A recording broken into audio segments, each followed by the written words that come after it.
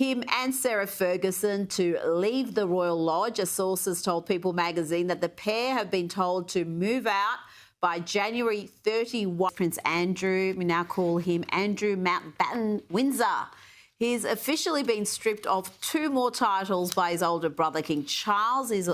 The winter winds blowing through Windsor Great Park carry a chilling finality this year, marking the definitive end of an era that many observers thought would never truly close. The deadline has been set, the eviction notice is served, and the last great stronghold of a controversial royal existence is crumbling. By the end of January, the sprawling, 30-room sanctuary known as Royal Lodge will no longer house its longest-standing, strangest tenants. The king has delivered his ultimate verdict, a cold and decisive maneuvers designed to finish the job of institutional cleansing that began years ago. In the meantime, we know that Andrew and Fergie are still in the house, and some of the details, it's a little bit Greek tragedy. It's almost a little bit like a Tennessee Williams character, especially when it comes to Fergie. We're hearing reports that she's taking it hard. I think that her identity was tied up in being Duchess of York. She had that title since her wedding day, and the loss of it allegedly was just devastated her. She supposedly has been relying heavily on the staff at Royal Lodge. While this action strips the man formerly known as Prince Andrew of his final tangible connection to privileged royal life, his grand home, it is his ex-wife, Sarah Ferguson, who is reportedly positioned at the epicenter of this swirling crisis.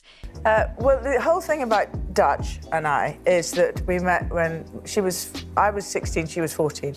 So we've known each other a very long time, and she had the quickest wit. That's what the thing. Anyway, I think you're referring to our hen night, are you? But yeah. Bearing the brutal brunt of the emotional fallout, for 3 decades, Sarah Ferguson has been the woman trying to hold up the walls of a collapsing life, living in the deeply ambiguous space of a royal insider without official standing. Now, those walls are coming down around her. Sources close to the situation paint a picture of a woman on the absolute edge, consumed by isolation and the overwhelming, terrifying realization that the protective bubble has burst. Revealed that Prince Andrew hosted the late ex-offender Jeffrey Epstein as well as Ghislaine Maxwell and Harvey Weinstein at the Royal Lodge, the publicly owned home where he effectively lives rent-free after he paid for its renovation. And she has nowhere left to go. To understand the magnitude of this eviction, one must understand what Royal Lodge represented. Nestled deep within the protected confines of Windsor Great Park, this colossal mansion was far more than just a residence. For 20 years, it served as a practically impenetrable shield against the consequences of their increasingly public and problematic lives. Our reports around how Andrew Mountbatten Windsor, of course formerly known as Prince Andrew, is spending his final days at Royal Lodge, and he's said to be ranting to himself. It was a sanctuary where the harsh realities of the outside world could be kept at bay by acres of manicured gardens and security details. It was the physical manifestation of Andrew's implicit, lingering protection under his mother's reign, and, crucially, it was the bedrock of Sarah Ferguson's continued status. As long as she resided within those historic walls, she remained a de facto member of the firm, regardless of her divorce decree. That era has been definitively shattered. King Charles III, driven by a grim determination to secure the crown's future by purging its most toxic elements, has initiated the formal process to sever the last visible cords. The man we now know officially as Andrew Mountbatten Windsor, having been stripped of his HRH style and military patronages, has been compelled to surrender the lease. This lease... Front page of the Sun newspaper, royal exclusive, Fergie time. Sarah Ferguson, formerly the Duchess of York, of course, is considering offers for a tell-all TV interview in the wake of her public downfall over links to sex trafficker Jeffrey Epstein. US channels. Originally a glittering 75-year agreement bestowed upon him by the late Queen Mother was Andrew's only true remaining leverage against the palace machine. Following intense, relentless pressure, that leverage is gone. He has been served official notice to quit the property. While Andrew's fate involves a humiliating downgrade, he is slated to be relocated to a modest property on the private Sandringham estate, an arrangement critics have wryly dubbed a form of cushioned isolation. He is at least being provided a landing pad by his brother. The fate of the woman who has shared his shadow for so long, however, hangs heavy and unresolved over the departure. The king's actions are relentless, a necessary act of surgery to remove unaccountable privilege, and this eviction is the final, decisive blow for Sarah Ferguson. This is not merely a physical or financial eviction. Are said to be willing to pay six-figure sums to secure the chat with the former Duchess of York. It would evoke memories of her ex-husband, Andrew Mountbatten's Windsor car crash Newsnight interview. A source told The Sun, Andrew's had his chance to tell his story. Now it's Fergie's time. This could be a major headache for the king. It is a profound psychological crisis that some royal commentators have likened to a Greek tragedy. The title of this painful upheaval could well be The Loss of Self. Having divorced Andrew decades ago, her continued presence at Royal Lodge allowed her to use the physical residence as a foundation for her identity. It fostered a continued, though unofficial, connection to the very heart of the royal family. The loss of the home is inextricably tied to the loss of her lingering perception of herself as the Duchess of York, a title she has clung to emotionally since her wedding day, even after its official luster faded. Reports leaking from inside the vast, echoing hallways of Royal Lodge describe an atmosphere of profound strain and deepening melancholy. Sarah, who has publicly battled health issues and navigated decades of financial instability, is said to be retreating further into herself, feeling utterly alone in the colossal mansion as she waits for the inevitable closing of the door. The image presented by insiders is heartbreaking. A woman once known for her boundless, chaotic charisma and vibrant energy now allegedly seeking solace in a private bar area on the property, ominously nicknamed the Doghouse, where she seeks commiseration from the household staff.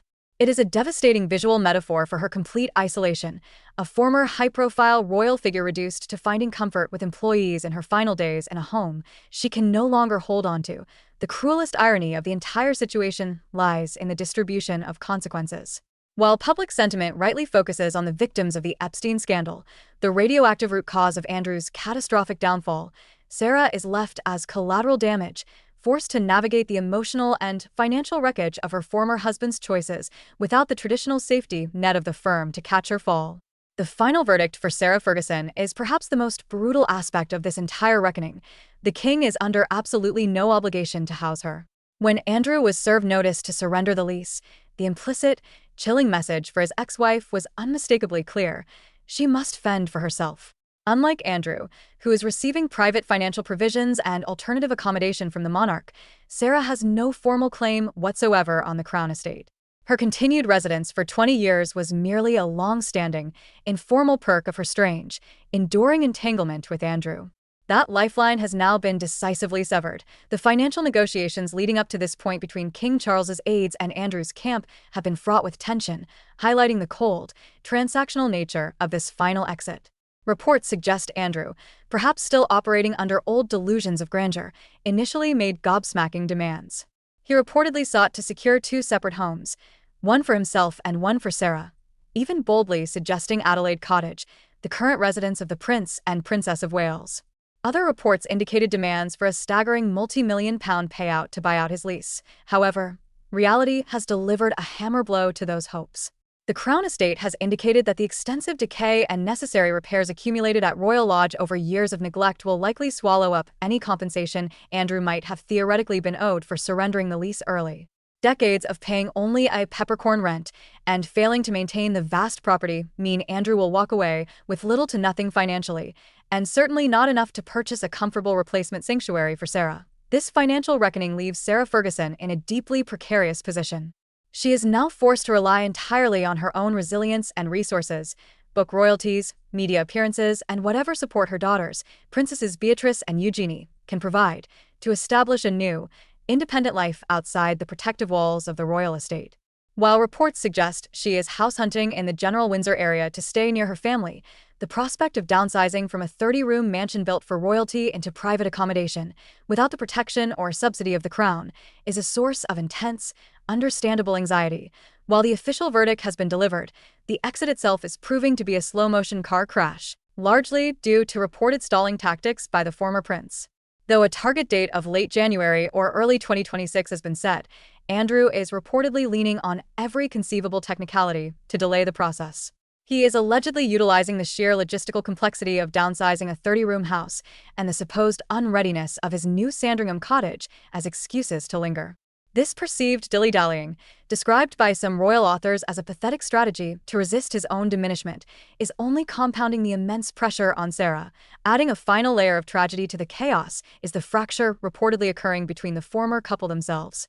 Though they have lived under the same roof for decades after their divorce, often presenting a bizarrely united front to the world, sources now suggest a profound separation has taken hold inside the lodge.